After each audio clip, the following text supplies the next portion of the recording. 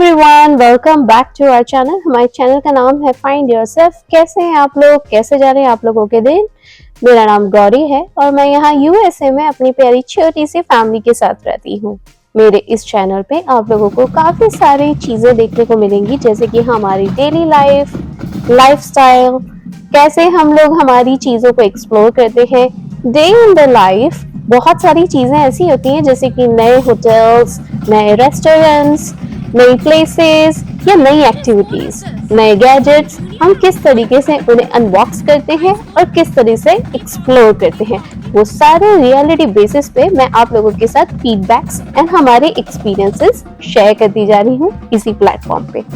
बहुत सारे लोग हमें दूर दूर से देख रहे हैं और मुझसे क्वेश्चन भी पूछते हैं, मुझे ईमेल्स भी आते हैं और मुझे बहुत सारे कमेंट्स आते हैं। कितनी बार ऐसा होता है कि मैं कोशिश तो करती हूँ कि उन्हें हाथों हाथ रिप्लाई कर सकूं, लेकिन अगर रिप्लाई नहीं कर पाती हूँ या मुझे लगता है कि कोई पर्टिकुलर कमेंट या क्वेश्चन का आंसर बहुत ज्यादा लंबा हो जाएगा, तो मैं इसी से आपके साथ शेयर करती हूँ, यानी कि इन्हीं वीडियोस के थ्रू। तो हमारे इस चैनल पे अगर आप लोगों ने अभी तक सब्सक्राइब हिट नहीं करा है तो सब्सक्राइब कर लीजिए और साथ में बेल आइकॉन है उसके ऊपर हिट कर दीजिए।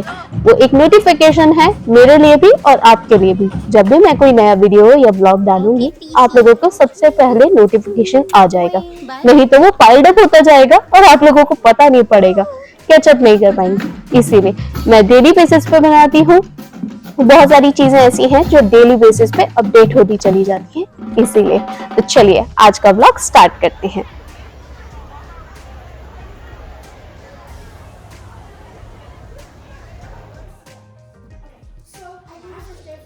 जैसे कि मैंने आप लोगों को बताया कि हम लोगों के यहाँ पे समर वेकेशंस चल रहे थे, बच्चों के स्कूल बंद हुए, उसके बाद समर वेकेशंस चालू हो गए।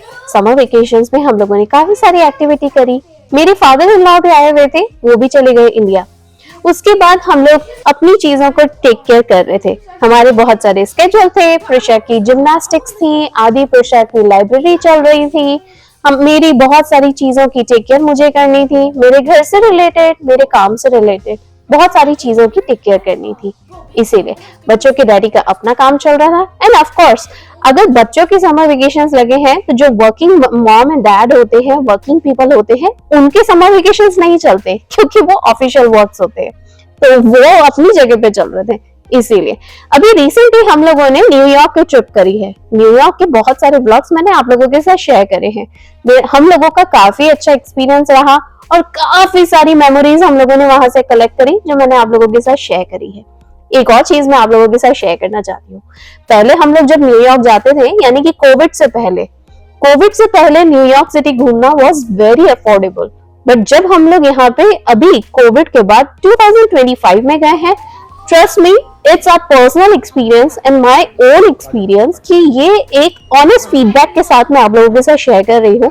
हम लोग वहां पे 2 दिन और 1 रात रहे थे। मैं आपको बता दूं, डेढ़ दिन में $2500 का हम लोगों का एक्सपेंसेस हुआ है। यानी कि आप खुद से भी आंकड़ा लगा सकते हैं कि अगर 1.5 दिन में $2500 खर्च हुए हैं तो यानी वो जगह कितनी एक्सपेंसिव हो गई है। चाहे वहां पे घूमना हो, हम लोगों ने पैडल रिक्शा लिया था जो इंडियन स्टाइल का है, वो भावता करना हो, स्ट्रीट शॉपिंग करनी हो, होटल में रहना हो, ब्रेकफास्ट करना हो, लंच करना हो, डिनर करना हो, और हम लोगों को कोई अगर पानी की बोतल भी खरीदनी हो या किसी hop on hop off ride में बैठना हो, बस टूर लेना हो या किसी बिल्डिंग में जाना हो, ये सारी चीजों को टोटल करने के बाद हम लोगों का जो बजट निकल के आया वो सारा का सारा निकला $2500 का। ये मैं राउंड अप फिगर बोल रही हूँ। ऑफ कोर्स अब उसमें 2400 समथिंग कुछ बना था, जिसको मैंने ओवरऑल टोटल अप करा तो निकल के आया $2500। अगर 1.5 दिन का खर्चा न्यूयॉर्क सिटी का आज की तारीख में $2500 है, तो आप खुद ही अपने आप से इसे कैलकुलेट कर सकते हैं कि अगर आप 1 मंथ अगर वहां पे रुक जाते हैं या 1 हफ्ता रुकते हैं तब तो भैया क्या ही बोलो। इसीलिए तो भैया सोच समझ के आप अपनी ट्रिप निकाले न्यूयॉर्क सिटी की। खैर हम लोग वहां पे सिर्फ 1.5 दिन रहे थे, ज्यादा लंबा कुछ काम था नहीं न्यूयॉर्क सिटी में। हम लोग पहले भी 5-6 बार ऑलमोस्ट अब उस जगह पे नॉर्थ ईस्ट साइड पे हम लोग 20 साल रह चुके हैं, तो काफी अच्छा एक्सपीरियंस रहा है। और मैं तो आपको सिर्फ 7-8 बार बता रही हूँ, ऑलमोस्ट 10 से 15 बार हम लोग न्यूयॉर्क सिटी होके आ चुके हैं बिफोर कोविड। इसीलिए तो इतनी बड़ी बिग डील नहीं थी। वो तो इत्तेफाकन बच्चों को कहीं घूमना था और हमारे पास कोई एक्टिविटी नहीं थी, तो हम लोगों ने सोचा for a change New York city घुमाते हैं, इसीलिए। तो वो एक छोटा सा कवरेज था जो मैंने आप लोगों के साथ शेयर करा। उसके अलावा डेलावेयर में हमारे बहुत सारी चीजें थी जो मैंने आप लोगों के साथ शेयर करी। हम लोगों की 2 प्रॉपर्टीज और हैं जो कि नॉर्थ ईस्ट साइड पे हैं, वो भी मैंने आप लोगों के साथ शेयर करी थी। उसके एक्सपीरियंसेस कैसे रहे आगे भी आप लोगों को इन्हीं ब्लॉग्स के थ्रू मैं शेयर करती चली जाऊंगी। वहां पे हम लोगों के कुछ फ्रेंड्स थे जिनके साथ हमें कैचअप करना था। अब फ्रेंड्स ऐसे थे जो बिल्कुल लाइफ लॉन्ग रहते हैं और बहुत ज्यादा क्लोज फ्रेंड्स थे, तो उनके साथ मिलना, पुरानी यादों को फिर से ताजा करना, यही मेरा एक मोटिव था, इसीलिए। उसके अलावा मुझे मेरे पेरेंट्स लोगों से भी मिलना था, इसीलिए पेरेंट्स और साथ में मेरे रिलेटिव्स वहां पे रहते हैं, उन लोगों से भी कैचअप करना था। तो हम लोगों का ये सफर जो था ये ओवरऑल पूरा का पूरा फैमिली ओरिएंटेड ही था। जहां तक हो सके हम लोग जितना ज्यादा क्वालिटी टाइम स्पेंड करेंगे, यही हमारा मेन मोटिव था और वो चीजें पूरी हुई।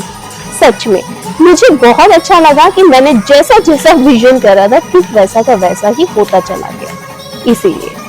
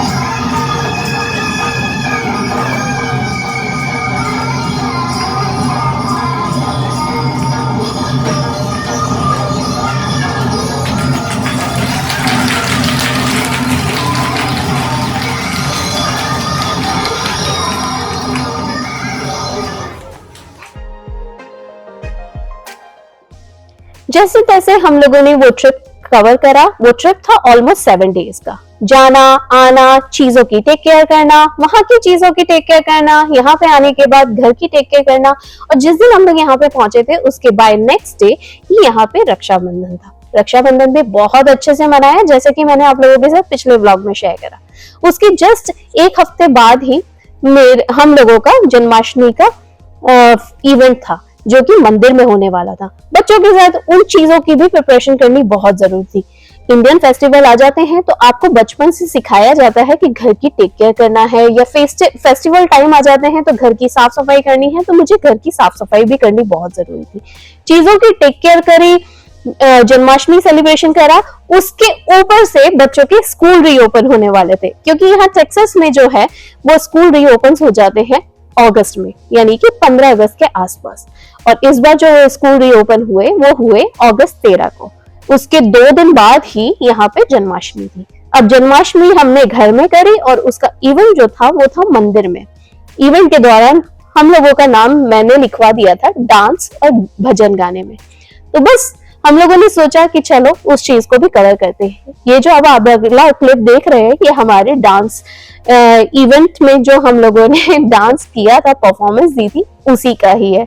इसके बहुत सारे जो वर्डिंग्स और गाने चल रहे हैं उन्हें मैं म्यूट कर रही हूँ या फास्ट फॉरवर्ड में कर रही हूँ, क्योंकि कॉपीराइट का प्रॉब्लम आ जाता है। ओरिजिनल सॉन्ग्स आप नहीं डाल सकते, यूट्यूब पे यही पॉलिसी है, इसीलिए।